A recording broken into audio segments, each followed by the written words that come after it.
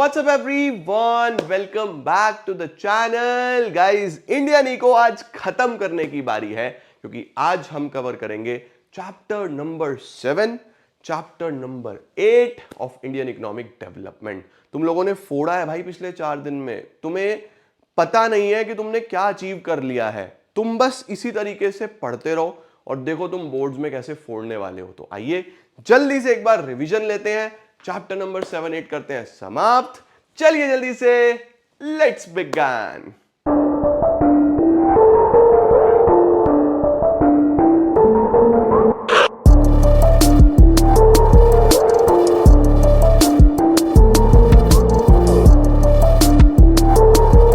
Start करते हैं बच्चों। सबसे पहला टॉपिक जो इसमें आता है वो एनवायरनमेंट क्या होता है। तो एनवायरनमेंट में हम लोग बोलते हैं कि हमारे आसपास जितने भी रिसोर्सेज हैं, जितने भी लोग हैं, जितनी भी प्लैनेटरी एग्जिस्टेंस है, इनहेरिटेंस है, सबको जोड़ दो तो वो एनवायरनमेंट बन जाता है। तो it is defined as the total planetary inheritance and totality of all the resources. इसमें बायोटिक एलिमेंट्स भी आते हैं। बायोटिक का मतलब बेटा लिविंग होते हैं, और इसमें एबायोटिक भी आते हैं। एबायोटिक का मतलब नॉन लिविंग होते हैं। तो नॉन लिविंग में हमारे पास एयर, वाटर, लैंड, और बायोटिक में प्लांट, फॉरेस्ट, फिशरीज एटसेट्रा आ जाते हैं। अब एनवायरनमेंट क्या क्या फंक्शंस परफॉर्म करता है? सबसे पहले हमें रिसोर्सेज देता है। प्रोडक्शन के लिए जितने भी रिसोर्सेज चाहिए, सारे रिसोर्सेज कहां से आ रहे हैं? एनवायरनमेंट से आ रहे हैं। दूसरा, एसिमिलेट्स वेस्ट। सारी फैक्ट्रीज से, घरों से, सब जगह से दुनिया भर का वेस्ट निकल रहा है। वो वेस्ट कहां जा रहा है? कौन एब्जॉर्ब कर रहा है? तो एनवायरनमेंट सारा वेस्ट एब्जॉर्ब कर लेता है। Sustains life. एनवायरनमेंट हमें हमारी लाइफ को पॉसिबल करता है। हम लोग जी पा रहे हैं, सर्वाइव कर पा रहे हैं, this is only because of environment. हमारे आसपास सूरज है, ऑक्सीजन है, पानी है, हर चीज हमारे आसपास अवेलेबल है, this is only because of environment. इसके बाद it provides aesthetic services. Aesthetic का मतलब आप माउंटेन्स देखोगे, रिवर्स देखोगे, आपको जाके बहुत अच्छा फील होता है। आप कभी भी बर्डन फील कर रहे हो तो आप माउंटेन्स पे जाओगे, रिवर्स के आसपास जाओगे, बीचेस पे जाओगे, आपको लगेगा कितना सुंदर अवेलेबिलिटी है हमारे पास रिसोर्सेज की। तो ये सब एस्थेटिक सर्विसेज हमें एनवायरनमेंट ही प्रोवाइड करता है। अब एनवायरनमेंट में बच्चों चल रही हैं बहुत सारी क्राइसिस, बहुत सारी समस्याएं। हम देख रहे हैं बहुत ज्यादा बाढ़ आ रही है, नेचुरल अर्थक्वेक वगैरह हमें देखने को मिल रहे हैं, कहीं पे सूखा पड़ रहा है, कहीं पे ग्लेशियर्स पिघल रहे हैं, बहुत सारी डिजीजेस हमें देखने को मिल रही हैं। तो ये सब एनवायरमेंटल क्राइसिस क्यों हो रहे हैं? क्या कारण है? नंबर 1, जनसंख्या। बहुत ज़्यादा पॉपुलेशन बहुत तेज़ी से बढ़ रही है। इंडस्ट्रियलाइजेशन बहुत तेज़ी से हो रहा है, जिस वजह से पेड़ काटे जा रहे हैं, एनवायरनमेंट को हार्म किया जा रहा है। तो बहुत सारे रीजंस हैं जिस वजह से हमें एनवायरमेंटल क्राइसिस देखने को मिल रहे हैं। दूसरा, intensive and extensive extraction of both resources. Resources का बहुत ज़्यादा एक्सट्रैक्शन हो रहा है। अब यार जब जनसंख्या इतनी ज़्यादा होगी तो रिसोर्सेज की जरूरत तो पड़ेगी जीने के लिए। तो कहीं ना कहीं उन रिसोर्सेज को बहुत ज़्यादा एक्सट्रैक्ट किया जा रहा है, और एक्सट्रैक्शन की वजह से हमारे पास जो एनवायरनमेंट की खुद को रिन्यू करने की कैपेसिटी है, जिसको हम लोग कैरिंग कैपेसिटी भी बोलते हैं, तो कैरिंग कैपेसिटी जो है वो कहीं ना कहीं बहुत ज़्यादा हार्म हो रही है, कहीं ना कहीं बहुत ज़्यादा ओवर यूटिलाइज हो रही है, और हम रिसोर्सेज को ओवर एक्सट्रैक्ट कर रहे हैं। ऐसा ही चलेगा तो रिसोर्सेज एक्सटिंक्ट हो जाएंगे और लाइफ पॉसिबल नहीं हो पाएगी। इसके बाद एक्सटिंक्शन हो चुका है बहुत सारे रिसोर्सेज का, हमें दिखने ही बंद हो गए। उसके बाद लोगों का कंजम्पशन स्टैंडर्ड, प्रोडक्शन स्टैंडर्ड बहुत ज़्यादा खराब है।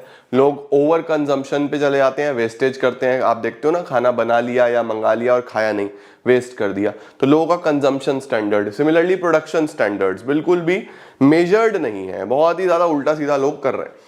उसके बाद डेवलपमेंट प्रोसेस की वजह से पॉल्यूशन बहुत ज़्यादा हो गया, और साथ साथ ग्लोबल एनवायरनमेंट में भी ग्लोबल वार्मिंग, ओजोन डिप्लीशन जैसी समस्याएं देखने को मिल रही हैं। अब सर ये ग्लोबल वार्मिंग क्या होता है? ग्लोबल वार्मिंग नाम में ही है, पूरे ग्लोब में टेम्परेचर का बढ़ जाना और गर्मी हो जाना। तो ग्लोबल वार्मिंग क्या है भाई? पेड़ कट रहे हैं, डिफॉरेस्टेशन हो रहा है। पेड़ों का काम है ऑक्सीजन प्रोवाइड करना, है ना, वो ठंडा रखते हैं एनवायरनमेंट को, लेकिन पेड़ काटते जा रहे हैं, बहुत सारे व्हीकल्स हो गए हैं, पॉल्यूशन बढ़ता जा रहा है, तो ओवरऑल टेम्परेचर बढ़ता जा रहा है, ग्लोबल वार्मिंग हो रही है।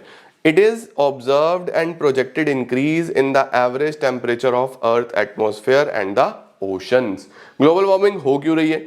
ग्रीन हाउस गैसेस की वजह से, water vapours, carbon dioxide, methane, ozone बहुत ज्यादा बढ़ती जा रही हैं। ठीक है, कॉजेज क्या है ग्लोबल वार्मिंग के? वही बर्निंग ऑफ फॉसिल फ्यूल्स, बहुत ज्यादा फॉसिल फ्यूल्स का बर्न हो रहा है, कोल, पेट्रोलियम प्रोडक्ट्स हमें देखने को मिल रहे हैं ज्यादा, पेड़ कट रहे हैं, डिफॉरेस्टेशन, मीथेन गैस जो एनिमल वेस्ट से आ रही है वो बहुत ज्यादा हार्म करती है कहीं ना कहीं, और कैटल प्रोडक्शन बढ़ रहा है, डिफॉरेस्टेशन हो रहा है, पेड़ कट रहे हैं, मीथेन प्रोडक्शन हो रहा है, तो इस वजह से ज्यादा ग्लोबल वार्मिंग देखने को मिल रही है। ग्लोबल वार्मिंग से क्या क्या इंपैक्ट होंगे बच्चों? अब देखो, अगर एनवायरनमेंट गर्म होगा तो जो आइस है, जो बड़े बड़े ग्लेशियर्स हैं वो पिघलेंगे तो पानी बढ़ेगा, जल स्तर बढ़ेगा तो बाढ़ आएगी। बहुत सारे ऐसे जीव हैं जो ठंडे में ही रहते हैं, अब इतना ठंडा नहीं होगा तो बेचारे सर्वाइव नहीं कर पाएंगे, मर जाएंगे, एक्सटिंक्ट हो जाएंगी, बहुत सारी इस तरीके की चीजें। तो melting of ice, natural disasters, बहुत सारी ट्रॉपिकल डिजीजेस जो पानी से रिलेटेड होती हैं, जैसे मलेरिया, डेंगू, चिकनगुनिया हो गया, एनिमल्स बेचारे एक्सटिंक्ट हो जाएंगे, और सीजन्स पे भी इंपैक्ट हमें देखने को मिल रहा है। इसके बाद आता है बच्चों ओजोन डिप्लीशन। ओजोन डिप्लीशन क्या है बेटा? हमारे अर्थ को अल्ट्रा वायलेट रेस से प्रोटेक्ट करने के लिए एक लेयर बनी हुई है जो अर्थ को प्रोटेक्ट करती है कि बाहर से हमारे पास वो अल्ट्रा वायलेट रेज अर्थ पे ना आएंगी तो बहुत ज्यादा स्किन कैंसर, इस तरह की बीमारियां देखने को मिलेगी। तो वो जो ओजोन लेयर है उसका भी डिप्लीशन होता जा रहा है। सर डिप्लीशन क्यों हो रहा है? क्योंकि प्रेजेंस है क्रोमोफ्लोरोकार्बन्स और ब्रोमोफ्लोरोकार्बन्स का। तो CFCs और ये जो हमारी इस तरीके की हार्मफुल सब्सटेंसेस है ना, क्लोरीन वगैरह, इससे बहुत ज्यादा ओजोन लेयर को नुकसान पहुंचता है, और नुकसान पहुंचने की वजह से वो ओजोन लेयर जो है वो डिप्लीट हो जाएगी, नुकसान हो जाएगा बहुत ज्यादा। तो लिखा हुआ है देखो, it refers to destruction of ozone in the ozone layer due to presence of chlorine from man made chlorofluorocarbons and other forces. ठीक हो गया बेटा? अब ओजोन डिप्लीशन के मेन कारण क्या है? मैंने आपको बता दिया, क्लोरोफ्लोरोकार्बन्स जो कि कूलिंग सब्सटेंसेस में होते हैं, एसी, रेफ्रिजरेटर्स में, उसके साथ एरोसोल प्रोपेलेंट्स और ब्रोमोफ्लोरोकार्बन्स। तो ये भी हमारे पास फायर एक्सटिंग्विशर्स में देखने को मिलते हैं। ये सबसे ज्यादा नुकसान पहुंचाते हैं ओजोन लेयर को।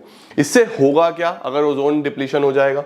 यूवी रेडिएशंस घुस जाएंगी हमारे देश में क्या, पूरे अर्थ पे, जिससे बहुत ज्यादा बीमारियां देखने को मिलेंगी। यूवी रेडिएशन से आप देखोगे कि बहुत सारा स्किन कैंसर और इस तरीके की डिजीजेस देखने को मिलेगी।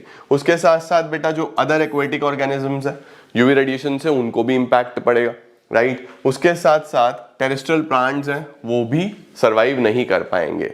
ठीक है बेटा? अब इस पर्टिकुलर चीज से फाइट करने के लिए एक ट्रीटी बनाई गई। ट्रीटी का मतलब होता है जहां पे बहुत सारे नेशंस मिलके किसी चीज के अगेंस्ट फाइट करते हैं। उसका नाम रखा गया मॉन्ट्रियल प्रोटोकॉल। तो मॉन्ट्रियल प्रोटोकॉल में यह डिसाइड हुआ कि जितने भी नेशंस इस एग्रीमेंट को साइन करेंगे, इस एग्रीमेंट में लिखा जाएगा कि हम सब मिलजुल के लड़ेंगे। किसके अगेंस्ट लड़ेंगे? इस पर्टिकुलर ये जो ओजोन डिप्लीशन हो रहा है इसके अगेंस्ट लड़ेंगे। और जितनी भी ऐसी चीजें हैं जहां पे इस तरीके की चीजों का प्रोडक्शन होता है जो ओजोन लेयर को नुकसान पहुंचाएंगी, उनका यूज बंद कर देंगे बाय 2013। तो देखो क्या लिखा हुआ है, it is a historical treaty designed by the members of United Nations to protect the ozone layer by facing out chlorofluorocarbons which is supposed to be the main reason for ozone depletion. जितने भी signing members हैं सबने बोला कि हम freeze कर देंगे consumption और प्रोडक्शन क्लोरोफ्लोरोकार्बन्स का 2013 तक। ठीक है बेटा? उसके बाद इंडिया के ओवरऑल एनवायरनमेंट के बारे में कुछ 3-4 पॉइंटर्स हैं। ओवरऑल एनवायरनमेंट तो चलो हमारा अच्छा ही है, बेस्ट है, पूरे वर्ल्ड में बेस्ट एनवायरनमेंट, सारे सीजन्स, बढ़िया रिवर्स, माउंटेन्स, हर तरीके की चीज, इतने अच्छे अच्छे फॉरेस्ट, सब इंडिया में ही देखने को मिलता है, बाकी कहीं देखने को नहीं मिलता।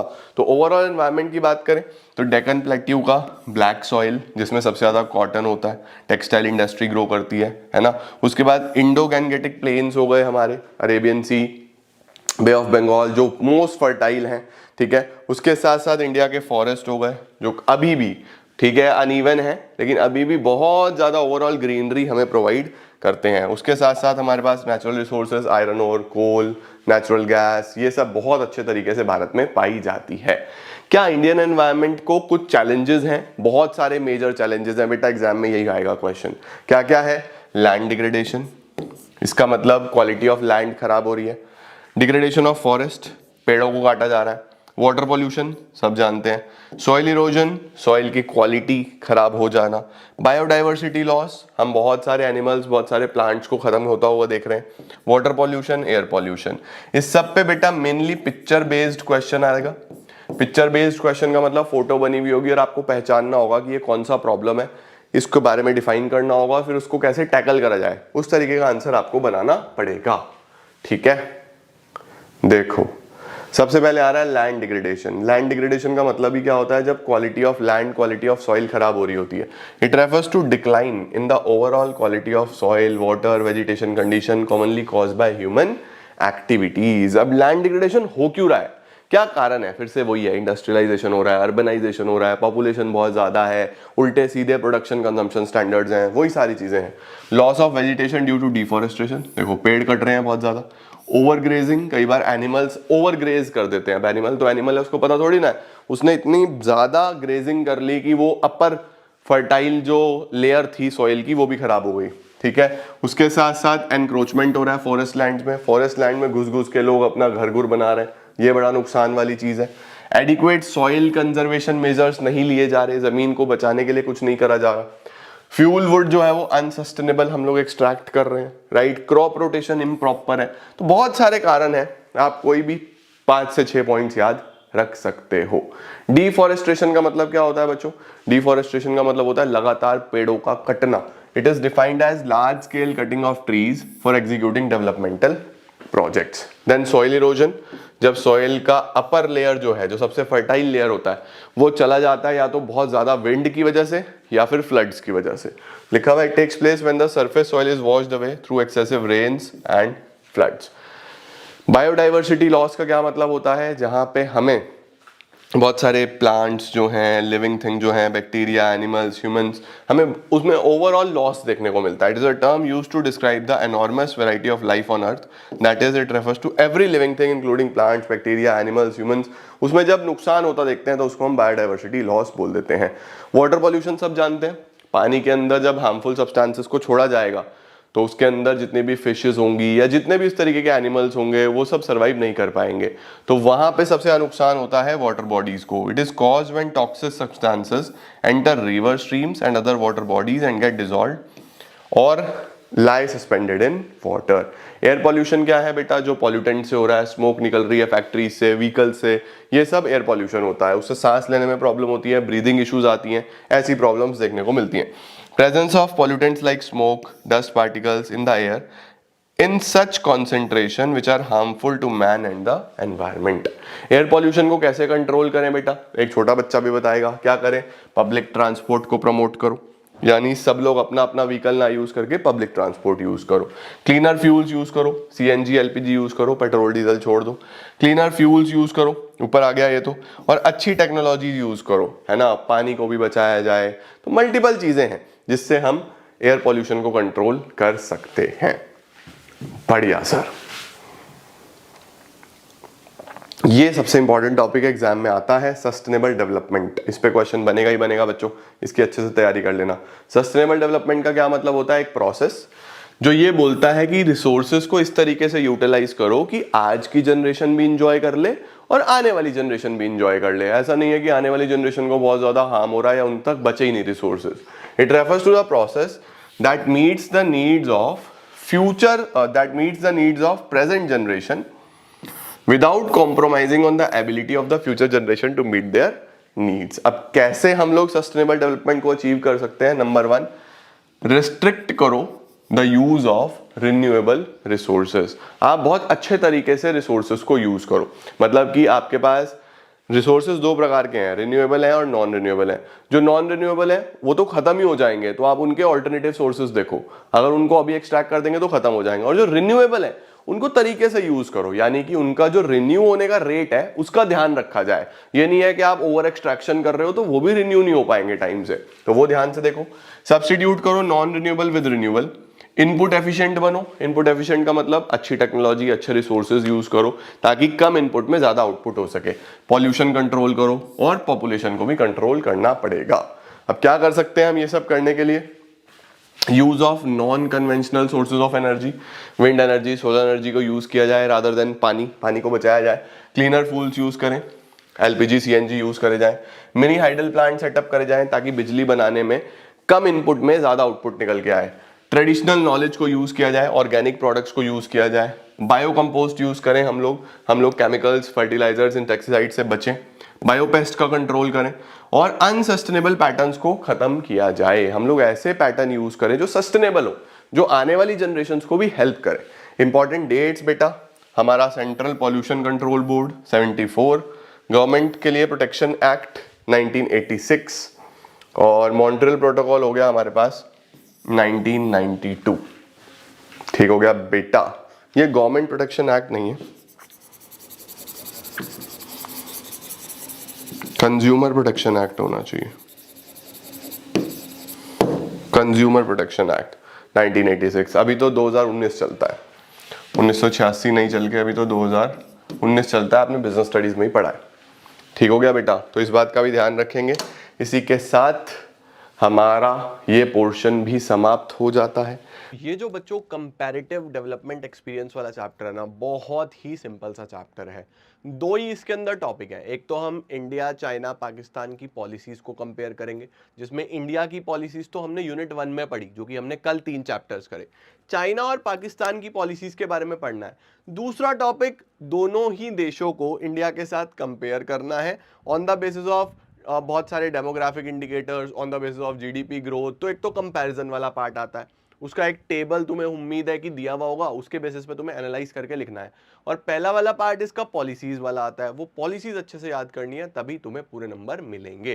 तो आइए जल्दी से इसका रिवीजन करते हैं। सबसे पहले डेवलपमेंट पाथ की बात करूं बच्चों, इंडिया, पाकिस्तान और चाइना की, तो हम लोग बोलेंगे कि तीनों ही कंट्रीज में बहुत सारी सिमिलैरिटीज रही हैं। तो देखो क्या है, all of them started their development on the same time. लगभग सेम समय पे तीनों ही देशों ने अपना डेवलपमेंट स्टार्ट किया। प्लानिंग जो है उनका, डेवलपमेंट स्ट्रैटेजी सिमिलर वे में रही। इंडिया का जो पहला 5 ईयर प्लान है वो 51 में आया, पाकिस्तान का 56 में आया, चाइना का 53 में आया। तो अगर आप ध्यान से देखो तो बहुत सिमिलर टाइम पे तीनों ही हमारे देशों ने अपना अपना डेवलपमेंट एक्सपीरियंस चालू करा, अपना अपना 5 ईयर प्लान स्टार्ट करे। इंडिया और पाकिस्तान की बहुत सिमिलर स्ट्रैटेजीज हैं, जैसे मिक्स्ड इकोनॉमिक सिस्टम लिया, इंपोर्ट सब्स्टिट्यूशन दोनों ही देशों में हमें देखने को मिला, पब्लिक सेक्टर ने मेजर रोल निभाया। ये सब काफ़ी इंडिया और पाकिस्तान में सिमिलर है। 1980s तक तीनों ही कंट्रीज की सिमिलर ग्रोथ रेट थे और पर कैपिटा इनकम थी, लेकिन 1980s के बाद चाइना ने तो ऐसी छलांग मारी है भाई, बहुत तेज, बहुत आगे निकल गया। ठीक है, अब बात कर लेते हैं थोड़ी सी चाइना की। चाइना की बच्चों अगर हम बात करें तो पीपल्स रिपब्लिक ऑफ चाइना हम इसको बोलते हैं, स्टैब्लिश हुआ 1949 में। ठीक है, इसकी ज्योग्राफी की अगर हम बात करें, ईस्टर्न एशिया में आपको नक्शे पे मिलेगा, तीसरा लार्जेस्ट कंट्री है ये वर्ल्ड में। ठीक हो गया बेटा, अभी हम जनसंख्या की बात नहीं कर रहे, ओवरऑल इसके एरिया की बात कर रहे हैं। लैंग्वेज की बात करें तो साइनो तिब्बतन लैंग्वेज फैमिली में ये लोग आते हैं, और मैंडरिन यहाँ पे आपको सबसे ज़्यादा देखने को मिलती है। इकोनॉमी की बात करें, one of the oldest civilisation है और वर्ल्ड की लार्जेस्ट इकोनॉमी है। अब बच्चों इसकी आती है मेन पॉलिसीज। चाइना की डेवलपमेंट के लिए 5 पॉलिसीज हैं जिसका मेजर कंट्रीब्यूशन है। सबसे पहला कौन सा आता है, द ग्रेट, महान, लीप, छलांग मारना, फॉरवर्ड यानी आगे की तरफ। तो यहाँ पे ये पॉलिसी माओ लेके आया था। यहाँ पे माओ दो चीज़ों पे फोकस कर रहा था कि चाइनी इकोनॉमी को, जो चाइनीज इकोनॉमी है उसको कहीं ना कहीं हमें बढ़िया तरीके से मॉडर्नाइज कर देना है। वो मॉडर्नाइज करने के लिए उसने क्या करा, एक तो कम्यून सिस्टम लेके आया कि कलेक्टिव फार्मिंग करेंगे। दूसरा, इंडस्ट्रियलाइजेशन प्रोसेस पे फोकस करा। उसने बोला कि सब लोग अपने घर के बैकयार्ड में इंडस्ट्री सेटअप करो। तो ये जीएलएफ कैंपेन में आया था। The aim was to transform agrarian economy into a modern economy. बहुत तेजी से इंडस्ट्रियलाइजेशन प्रोसेस उसने अपनाया। दूसरा आता है बच्चों हमारे पास द ग्रेट प्रोलिटेरियन कल्चरल रेवोल्यूशन। तो प्रोलिटेरियन कल्चरल रेवोल्यूशन 1965, इसके अंदर बच्चों को, प्रोफेशनल्स को भेजा जाता था कि तुम लोग जाओ और नई नई स्किल्स सीखो, नई नई अपने अंदर एजुकेशन लो। और यहाँ पे रशिया से एक्सपर्ट्स आते थे जो इनको सिखाते थे, और बाद में कॉन्फ्लिक्ट्स हो गए तो रशिया ने अपने एक्सपर्ट्स जो थे वो रिमूव कर लिए। तो काफ़ी चैलेंजेस यहाँ पे देखने को मिले। उसके बाद बच्चों रिफॉर्म्स चाइना में भी आए, जैसे इंडिया में आए, जैसे पाकिस्तान में आए, वैसे ही रिफॉर्म्स चाइना में भी आए। लेकिन चाइना में रिफॉर्म्स 2 फेस में आए। पहले फेस में जो रिफॉर्म आए थे वो एग्रीकल्चर में, फॉरेन ट्रेड में, इन्वेस्टमेंट सेक्टर में आए थे। और लेटर फेस में जो रिफॉर्म्स आए थे बच्चों, वो इंडस्ट्रियल सेक्टर में आए थे। तो यहाँ पे ध्यान रखना, चाइना में जो रिफॉर्म्स आए, जो बदलाव आए, वो 2 फेसेस में आए। जैसे इंडिया में आए ना एग्रीकल्चरल रिफॉर्म्स, इंडस्ट्रियल रिफॉर्म्स, ऐसे यहाँ पे भी रिफॉर्म्स आए। पहले फेस में एग्रीकल्चर में, फॉरेन ट्रेड में और इन्वेस्टमेंट में, और दूसरे फेज में इंडस्ट्री में। ठीक है, देन चाइना की pricing policy, dual pricing policy को फॉलो करा चाइना ने। चाइना ने बोला कि ऐसा है कि जो प्राइजेस हैं उनकी इकोनॉमी में, वो 2 तरीके से सेट करे जाएंगे। सबसे पहले कुछ चीजें ऐसी होंगी जिनको फिक्स प्राइजेस पे, फिक्स क्वांटिटीज में ही बेचा जाएगा, जो गवर्नमेंट बताएंगी, और जो बची हुई चीजें होंगी वो मार्केट प्राइजेस के हिसाब से बेची जा सकती हैं। तो देखो यहाँ पे क्या बोला, prices were fixed in 2 ways, farmers and industrial units were required to buy and sell on the basis of prices fixed by the government, और अदर ट्रांजेक्शन्स के लिए इनपुट और आउटपुट मार्केट प्राइस पे बेच सकते हैं। उसके बाद चाइना ने भी बच्चों कुछ स्पेशल इकोनॉमिक जोन सेटअप करे।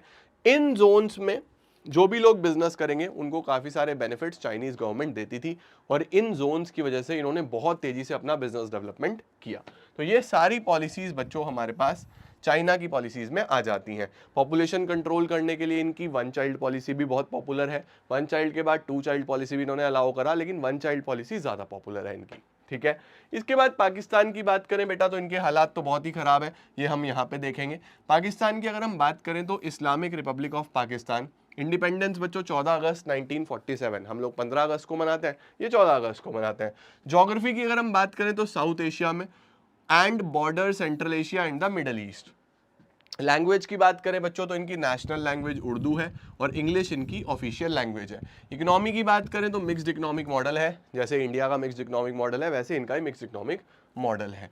इसके बाद बच्चों अगर हम इनकी पॉलिसीज की बात करें तो पाकिस्तान में बहुत सारी रेगुलेटेड यानी बहुत सारे रूल्स रेगुलेशंस, बहुत सारी पॉलिसीज आई उनकी डोमेस्टिक इंडस्ट्रीज की ग्रोथ के लिए। इन्होंने भी इनवर्ड लुकिंग की स्ट्रैटेजीज अपनाई थी। ये लोग भी अपने आप को डोमेस्टिक इंडस्ट्रीज को प्रोटेक्ट कर रहे थे, ये भी अपने आप को फॉरेन कॉम्पिटिशन से बचाने की कोशिश कर रहे थे। ठीक है, यहाँ पे भी बच्चों ग्रीन रेवोल्यूशन आया। यहाँ पे जो ग्रीन रेवोल्यूशन है उससे काफ़ी ज़्यादा फूड ग्रेन्स में इंक्रीमेंट देखने को मिला। जैसे इंडिया में ग्रीन रेवोल्यूशन आया था वैसे ही पाकिस्तान में भी ग्रीन रेवोल्यूशन आया था। इसके बाद यहाँ पे भी इन्होंने भी पब्लिक सेक्टर को मेजर रोल दिया। अर्ली 1970s में काफ़ी ज़्यादा पब्लिक सेक्टर आगे आया, कैपिटल गुड इंडस्ट्री को नेशनलाइज करा गया कि हाँ ठीक है पब्लिक सेक्टर रोल निभाएगा। लेकिन 10 साल के अंदर अंदर इनको समझ में आ गया कि सिर्फ पब्लिक सेक्टर से कुछ नहीं होगा। तो इनिशियल 1970s में इन्होंने नेशनलाइज करा कैपिटल गुड इंडस्ट्रीज को और लेट 1970s में डी नेशनलाइज कर दिया। इनको समझ में आ गया कि अकेले तो नहीं हो पाएगा। इसके बाद प्राइवेट सेक्टर का बहुत इंपॉर्टेंट रोल रहा। 1970s के बाद लेट 1970s में इनको रियलाइजेशन हो गया तो प्राइवेट सेक्टर को भी आगे लेके आए। दोनों ने मिलजुल के इकोनॉमी को ग्रोथ की तरफ ले जाने की कोशिश करी। बट कहीं ना कहीं पाकिस्तान के कुछ कैरेक्टरिस्टिक्स हैं बच्चों, जैसे कि पॉलिटिकल इंस्टेबिलिटी है,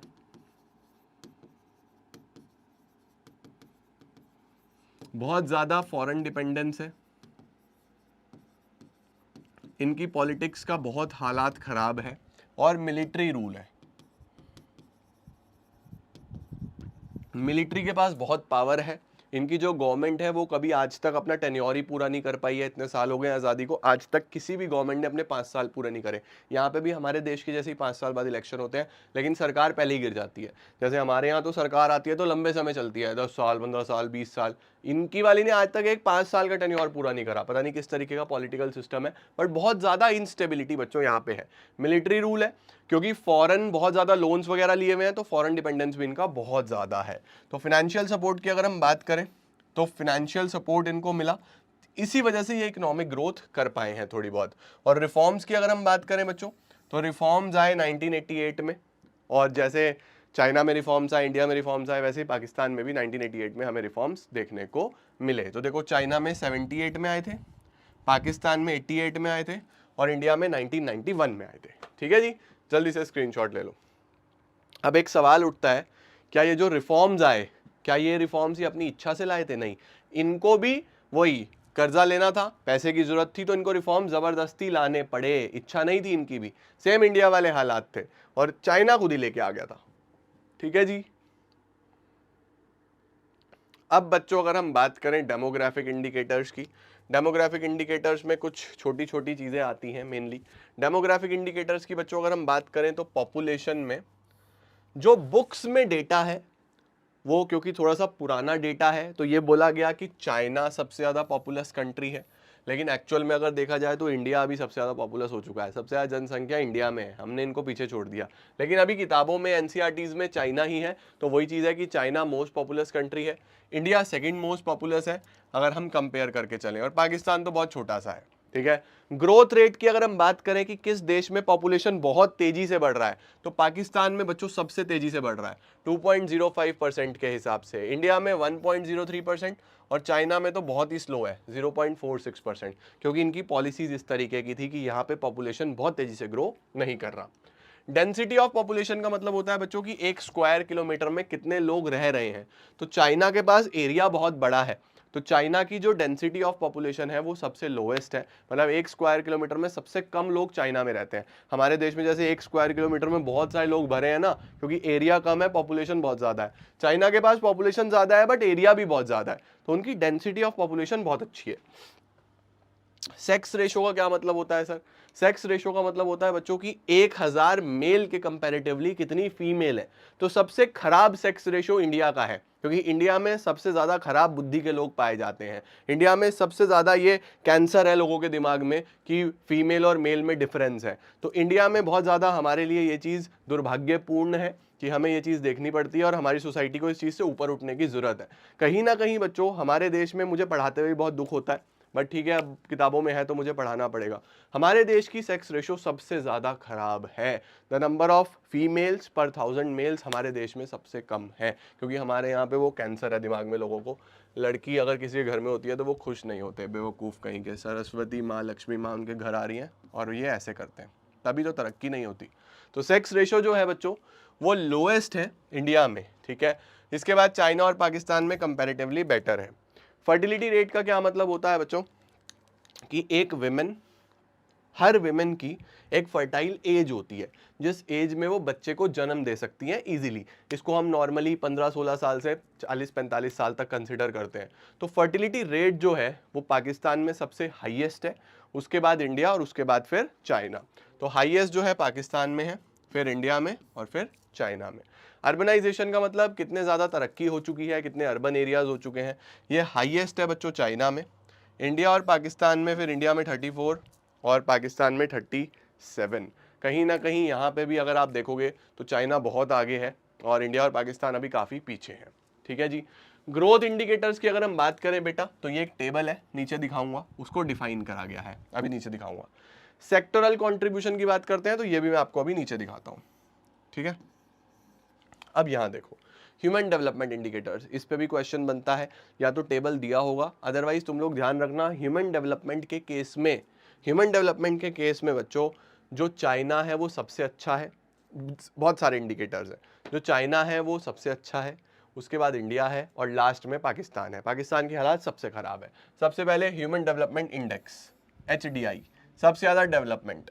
तो HDI जो है वो चाइना में अगर आप देखो, पाकिस्तान में देखो, इंडिया में देखो, तो ये हमारे पास सीधा सीधा डेटा दिया गया है, ठीक है। इन 2019 the human development index for India, China and Pakistan, ये देखो इंडिया में 0.64, चाइना में 0.76, पाकिस्तान में 0.55, मतलब 1 तक होता है, 0 से 1 के बीच में रहता है।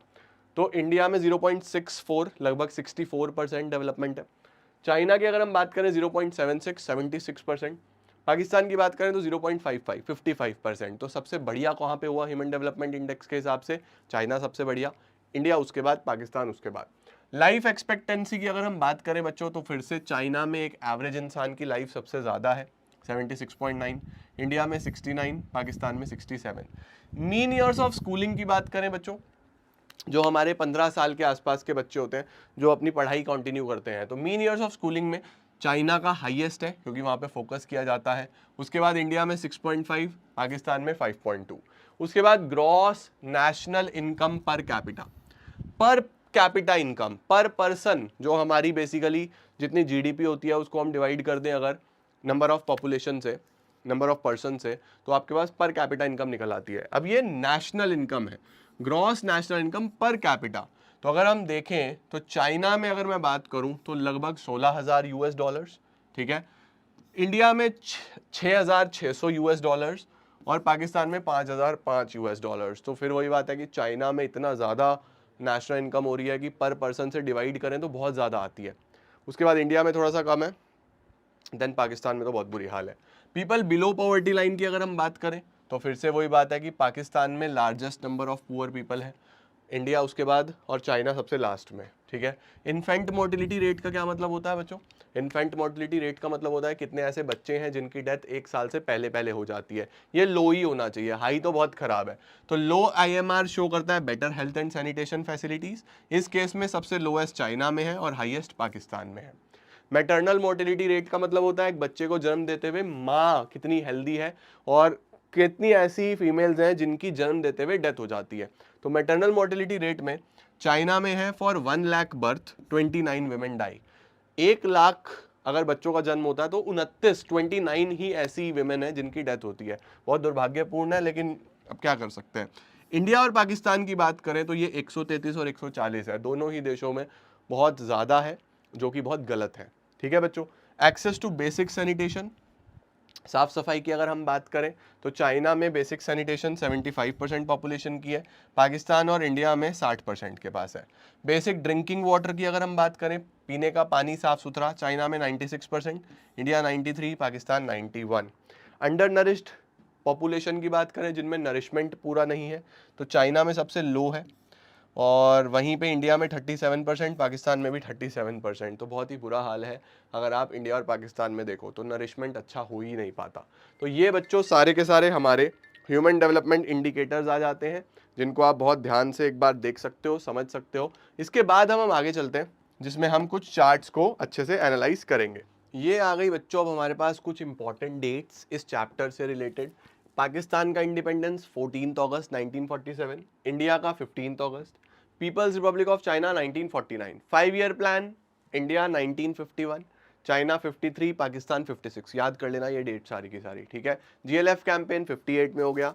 ग्रेट प्रोलिटेरियल कल्चरल रेवोल्यूशन 1965 में हो गया। कैपिटल गुड इंडस्ट्रीज का nationalisation early 1970s। Civil war कब हुआ ईस्ट पाकिस्तान में, सबसे पहले आया था ये 1971। रिफॉर्म्स कब आए, 78, 88, 91। वन चाइल्ड पॉलिसी कब आया चाइना में, 1979। स्पेशल इकोनॉमिक जोन कब सेटअप हुए, 1980 में। और वन चाइल्ड पॉलिसी कब खत्म हो गया, 2015 में। ये बच्चों कुछ इंपॉर्टेंट डेट्स हैं।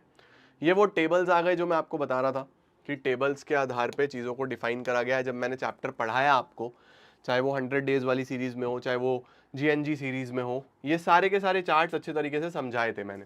देखो डेमोग्राफिक इंडिकेटर्स की अगर हम बात करें, ये मैंने आपको सारे डेमोग्राफिक इंडिकेटर्स पीछे दिखा दिए। Estimated population, growth rate of population, density हो गया, सेक्स रेशो हो गया, फर्टिलिटी रेट हो गया, अर्बनाइजेशन हो गया, तीनों ही कंट्रीज के हमने पीछे देख लिए। एनुअल ग्रोथ रेट की अगर हम बात करें बच्चों, तो देखो जो एनुअल ग्रोथ है जीडीपी की, जीडीपी का मतलब कि कितनी तेजी से हमारा प्रोडक्शन हो रहा है, तो इंडिया में 5.7 से 7.3 काफ़ी तरक्की हुई है, चाइना में कम हो गया है, और पाकिस्तान में भी कम हो गया है। अगर इस तरीके से देखा जाए तो इंडिया में सबसे तेज ग्रोथ हमें देखने को मिल रही है। इधर देखो बच्चों हमारे पास ये टेबल बहुत इंपॉर्टेंट है कि डिस्ट्रीब्यूशन ऑफ वर्कफोर्स, किस देश में डिस्ट्रीब्यूशन किस तरीके से है, और क्या उतना ही उस पर्टिकुलर सेक्टर से जीडीपी में कंट्रीब्यूशन आ रहा है या नहीं आ रहा है। तो चाइना में तो बहुत बैलेंस्ड है। देखो चाइना में सबसे ज्यादा लोग कहां पे हैं, चाइना में 26% हमारे एग्रीकल्चर में है, 28% इंडस्ट्री में है, और 46% सर्विसेज में है ना। और जो कंट्रीब्यूशन आता है देखो चाइना में सबसे ज्यादा 52% सर्विसेज से ही आता है, और सबसे ज्यादा लोग भी सर्विसेज में है, तो ये तो बहुत बैलेंस्ड है ना। उससे कम आता है इंडस्ट्री में, और उससे कम लोग भी इंडस्ट्री में है। सबसे कम आता है एग्रीकल्चर से, और सबसे कम लोग भी उनके एग्रीकल्चर में ही है। तो बहुत बैलेंस्ड है। बल्कि इंडिया और पाकिस्तान में हालात खराब है। देखो इंडिया में सबसे ज्यादा लोग कहाँ पे हैं, एग्रीकल्चर में, और जीडीपी में कंट्रीब्यूशन, या जीवीए बोल लो, है ना, जीवीए बोल लो या जीडीपी बोल लो, एक ही बात है। जीडीपी में कंट्रीब्यूशन एग्रीकल्चर से सबसे कम है। देखो एग्रीकल्चर सबसे कम 16% कंट्रीब्यूट करता है, जबकि ज्यादातर लोग एग्रीकल्चर में ही है। तो कहीं ना कहीं प्रॉपर प्लानिंग हम नहीं कर पा रहे, कहीं ना कहीं हमारे में ये प्रॉब्लम हमें देखने को मिल रही है कि जितने लोग हैं उतना जीडीपी में कंट्रीब्यूशन भी तो होना चाहिए ना, लेकिन उतना प्रोडक्शन नहीं हो पा रहा। मे बी डिस्गाइज्ड अनएम्प्लॉयमेंट हो सकता है, या फिर पुअर मैन पावर प्लानिंग हो सकता है, या फिर लैक ऑफ एम्प्लॉयमेंट अपॉर्चुनिटीज हो सकती है इंडस्ट्रीज और सर्विस सेक्टर में। तो इस चीज़ का आपको ध्यान देना है। उसी तरीके से अगर आप पाकिस्तान में भी देखो तो सबसे ज़्यादा लोग एग्रीकल्चर में, और सबसे कम कंट्रीब्यूशन इनका यहीं पे एग्रीकल्चर और इंडस्ट्री में आपको देखने को मिलेगा। देख रहे हो। तो ये चीज को बैलेंस करना बहुत इंपॉर्टेंट होता है। पाकिस्तान और इंडिया में ये सेम प्रॉब्लम है, जहां सबसे ज्यादा लोग वहां सबसे कम कंट्रीब्यूशन। समझे ना, perfect. Then we have trends in output growth. Trends जो है हमारे पास आउटपुट ग्रोथ में अगर आप देखो तो 1980 से लेके 2014-2018 तक क्या क्या चेंजेस हमें देखने को मिल रहे हैं, क्या क्या चेंजेस, क्या क्या बदलाव हमें देखने को मिल रहे हैं। देखो आउटपुट की जो ग्रोथ है उस टाइम पे 3.1% थी, अभी भी 3.1% थी। तो एग्रीकल्चर में तो आउटपुट ग्रोथ में हमें कुछ ट्रेंड देखने को मिला नहीं है। इंडस्ट्री में 7.4, अभी 6.9, तो और कम हुआ है इंडिया में तो इंडस्ट्री में। सर्विसेज की बात करें तो सर्विसेज में हमें काफ़ी बेटरमेंट देखने को मिला है, क्योंकि लोगों ने इंडिया में सर्विस सेक्टर में काफ़ी ज़्यादा इंटरेस्ट दिखाया है। एग्रीकल्चर छोड़ छोड़ के सर्विस सेक्टर में जा रहे हैं। बात करूँ अगर चाइना की, तो एग्रीकल्चर 5.9 से 3.1, एग्रीकल्चर तो छोड़ते ही जा रहे हैं। इंडस्ट्री 10.8 से 5.3 कम हुआ है इनका जो आउटपुट ग्रोथ है, और सर्विसेज में भी कम हुआ है आउटपुट ग्रोथ इनका। पाकिस्तान की बात करें तो बच्चों एग्रीकल्चर में पहले 4% का आउटपुट ग्रोथ था, अभी 1.7। इनका एग्रीकल्चर में आउटपुट ग्रोथ काफ़ी कम हुआ है। इंडस्ट्री में भी कम हो गया, सर्विस सेक्टर में भी कम हो गया। तो सर पाकिस्तान में इसका मतलब ओवरऑल आउटपुट ग्रोथ ही हमें देखने को नहीं मिल रहा है। हाँ बेटा, कंपैरिजन में तो यही है। ठीक है, ये भी हमने पीछे देख लिए। ह्यूमन डेवलपमेंट इंडेक्स में देखो, सबसे बढ़िया चाइना, सबसे खराब पाकिस्तान। ऐसे ही रैंक भी हमने देख ली कि चाइना की रैंक सबसे बढ़िया 87th रैंक पे आता है, पाकिस्तान 154 पे आता है। ठीक है, ये सब वही चीज़ें हैं जो हमने पीछे पढ़ी। Life expectancy, mean year of schooling, gross national income per capita, people living below poverty line, ये सब बच्चों पीछे देख लिया था। ये टेबल एक बार आपको स्क्रीनशॉट ले लेना है और चीज़ें समाप्त हो जाएंगी। परफेक्ट है क्या? तो ये बच्चों हमारा पूरा इंडिया, चाइना, पाकिस्तान, मैंने बोला 2 तरीके के सवाल बनते हैं, या तो तीनों का कंपैरिजन, या तो इस तरीके से आएगा ह्यूमन डेवलपमेंट इंडेक्स पे, या फिर डेमोग्राफिक इंडिकेटर्स में हमारे पास मेनली ये आ गए estimated population, annual growth rate, ये आपको पता होना चाहिए, या फिर इनकी पॉलिसीज पे आता है। अभी मैं इनका PYQs कराऊंगा ना, तो उसमें आपको काफ़ी सारी चीज़ें नई देखने को मिलेंगी, काफ़ी कुछ आपको नया सीखने को मिलेगा। तो प्रीवियस ईयर क्वेश्चंस भी इसके डन कर देंगे और चैप्टर हमारा समाप्त हो जाएगा। ज़्यादा इसके अंदर टाइम नहीं लगता, बस मेन रीडिंग करना, पॉलिसीज लर्न करना, और ये जो डेट्स हैं ये वाली, ये सारी की सारी डेट्स एक बार ज़रूर याद कर लेना। ठीक है, सॉर्टेड। इसके अंदर इतना ही है। Thank you so much everyone. Keep growing, keep glowing and keep smiling.